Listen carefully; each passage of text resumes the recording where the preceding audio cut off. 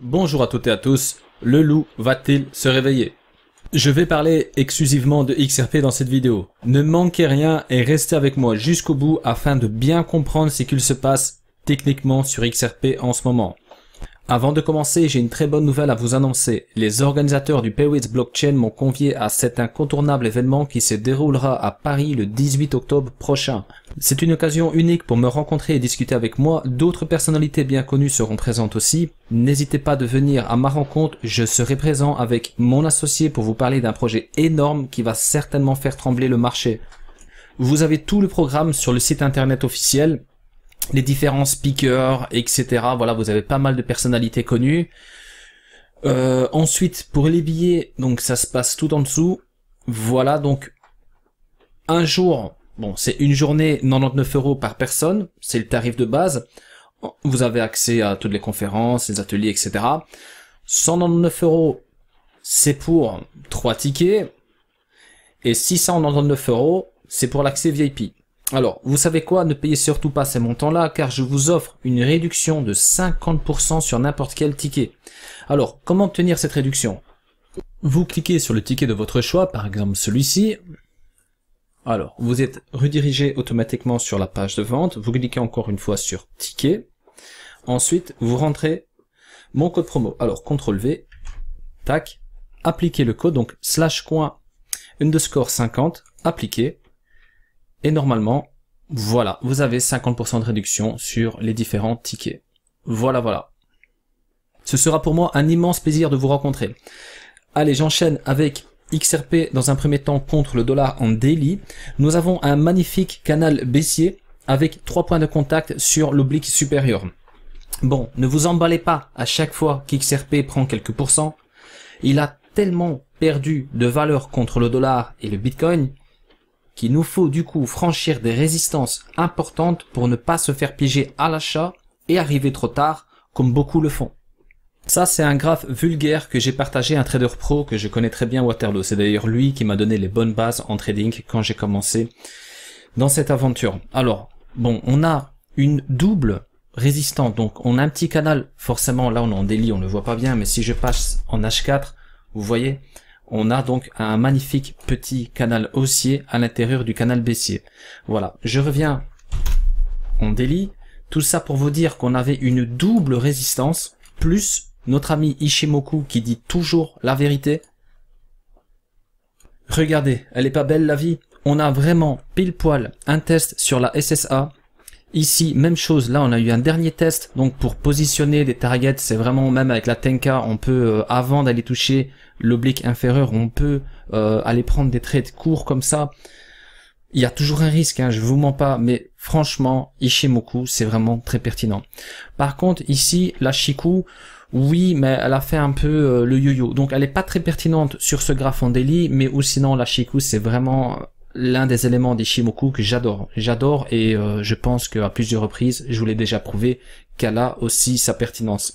Je continue. On peut dire que pour l'instant, même si les probabilités m'indiquent minimum un test ici sur le bas du canal, on a la Kinjun qui vient en renfort. En plus de cela, bon, comment vais-je dire, je vois les choses en plusieurs étapes.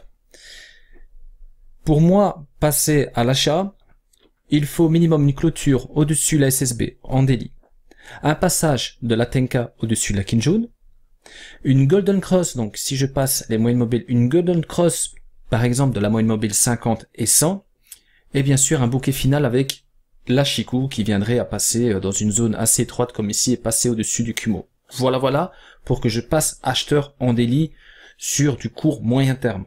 Donc pour l'instant c'est plutôt sur des unités de temps plus courtes où je trouve des opportunités comme en H1 par exemple. Bref, je ne peux pas vous partager du H1, du 30 minutes, etc. Si vous regardez la vidéo le lendemain, ça veut plus rien dire. On a quand même eu une belle impulsion haussière qui a activé la divergence. Une impulsion haussière qui représente, allez vite fait, 27-28%. C'est énorme. C'est vraiment énorme. Bon, XRP n'est pas parti en cavalier seul. On a d'autres crypto-monnaies qui ont pris aussi pas mal de valeur. voilà, on a les alts qui reprennent tout doucement, j'en parlerai dans une autre vidéo. Maintenant, je vais rester toujours en dollars, mais cette fois-ci en weekly. Bon, par quoi commencer? Alors, le support de 27 $ n'a pas tenu. Qu'est-ce que je raconte moi? 27 $, 27 cents de dollars. J'en vois déjà tout plein sauter en l'air. 27 $. Non, donc 27 $. Il n'a pas tenu. Donc on est passé un étage en dessous. Mais en revanche, le niveau 37 RSI a été respecté avec précision. Alors du coup, nous avons une belle structure et c'est la raison pour laquelle je publie une vidéo dédiée sur XRP. Regardez le 13 août. On touche le niveau 37 à plusieurs reprises. Même chose le 10 décembre.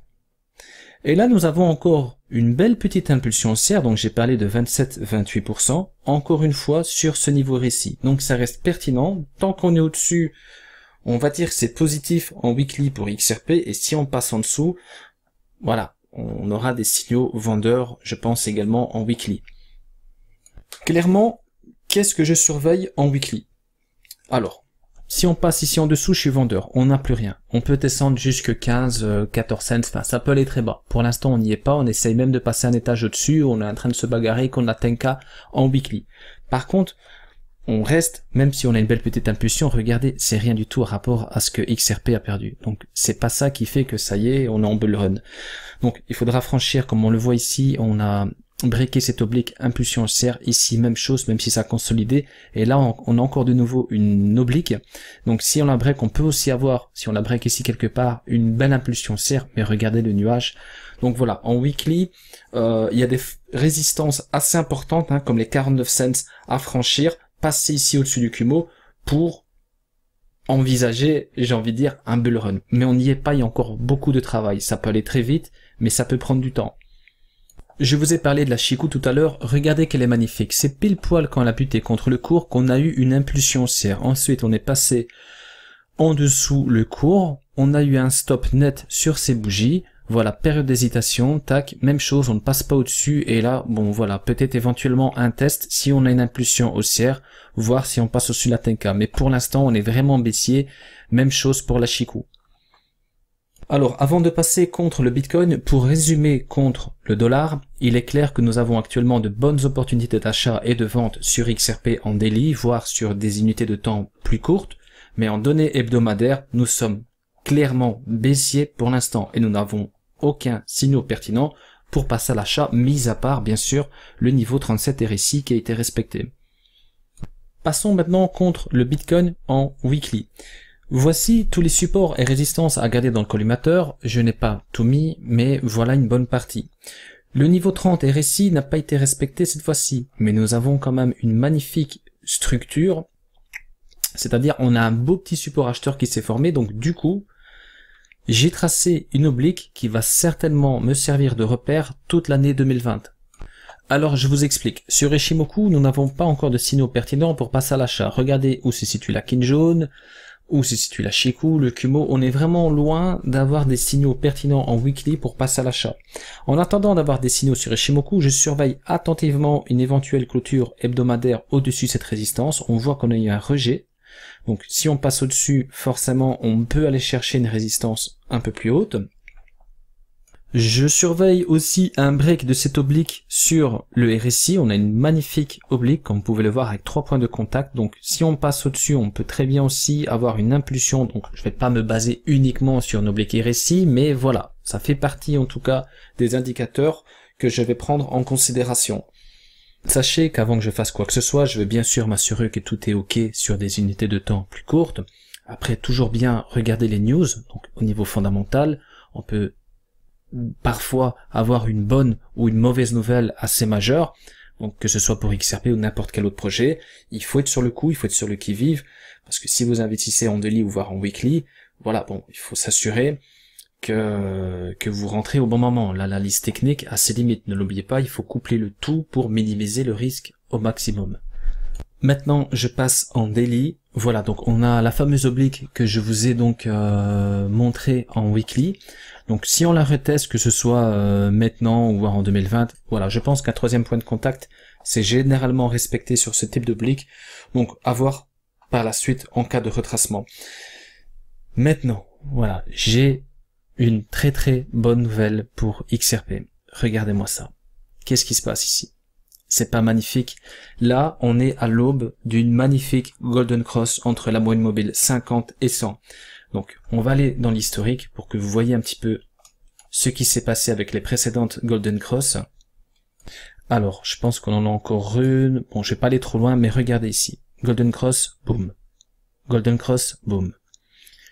Bon, ici, on a eu un faux signal.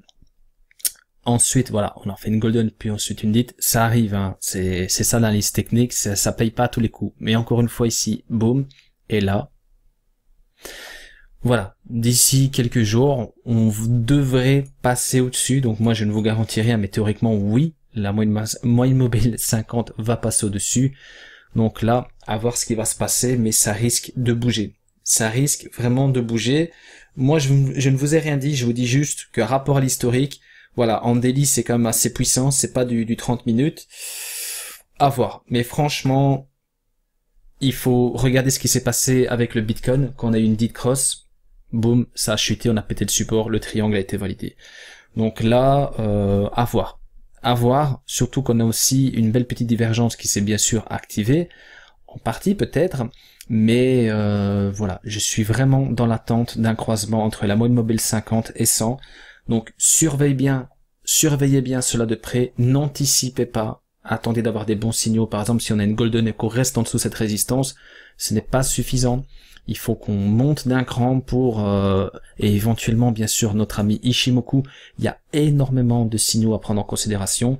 Par exemple, si j'ajoute Ishimoku à la moyenne mobile 50 et 100, nous sommes bien évidemment haussier. Donc là, on a un passage de la Tenka au-dessus de la Kijun, ok, mais nous n'avons toujours pas une confirmation de la Chikou. Alors, je vous explique, je m'avance peut-être un petit peu et j'aime pas trop parce que, oh, après, si je me trompe, c'est le bordel, on va me taper sur les doigts.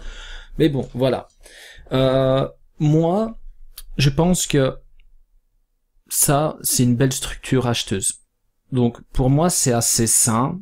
Et je surveille vraiment de très près XRP parce que je pense que ça peut bouger. Mais attention, on n'y est pas encore. On a buté ici contre cette résistance. Mais si la Chikou vient sortir du Kumo, j'imagine bien un retracement. Par exemple, il faut que je zoome un peu parce que c'est un peu le bordel. Un retracement, par exemple, jusqu'ici. Et ensuite, ça repart et on a justement, si j'enlève Shimoku, la Golden. Donc maintenant, on peut aussi avoir des pièges. Je vous explique. Pour les traders qui tradent XRP, bon, vous le savez, c'est pas toujours très propre, c'est un actif très difficile à trader. Alors, on peut très bien avoir un piège, genre la Chikou qui descend très bas, donc le cours, forcément, descend très bas, le cours vient buter ici contre la SSA et SSB, donc la Chikou passe à nouveau en dessous le cours, et ensuite, voilà, on a l'impulsion haussière qu'on attend depuis toujours, et boum, c'est reparti, on va très haut. Donc, attention, pour les holders, donc long terme, pas de souci, pas de panique, ça monte, tant mieux, on monte d'un étage, vous êtes content, mais pour les traders, c'est très délicat. C'est pas parce qu'on a une golden que ça y est, il faut rentrer. On peut très bien retracer, si vous avez des stops, vous allez vous faire chasser et perdre votre trade, et qu'à la base, vous n'aurez pas mis de stop, vous aurez gagné votre trade.